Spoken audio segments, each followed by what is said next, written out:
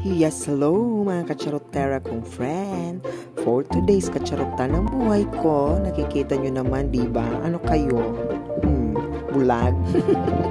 Charot lang. Ayan. So ngayon, magpiprito ako ng kamote. Opo.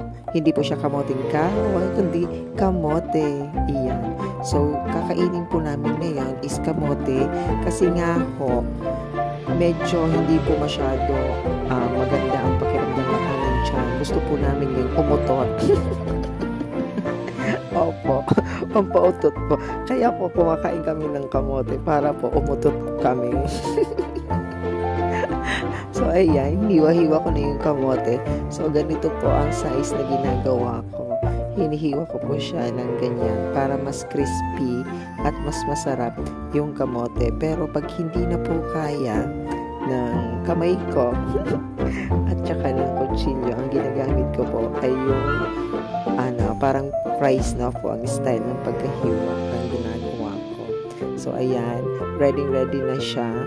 Binabad ko muna siya sa tubig para hindi siya mangitim. At syempre, nilagyan na natin ng asin para pampalasa. At ayan, maglalagay tayo ng maraming mantika para mas crispy siya. At dapat mas mainit yung mantika para madali siyang maluto, diba? Ayan, so inuna ko yung maliliit na parang fries na kamote kasi nga mas madali siyang maluto kaysa doon sa anong tawag doon, yung flat na kamote. So ayan, ito na sinunod ko at nilagyan ko ng cheese powder, yung parang fries, at ito naman yung walang cheese powder. So yan yung pagkakaiba ng pagkain namin. At syempre nagluto rin kami ng tuyo. Babu!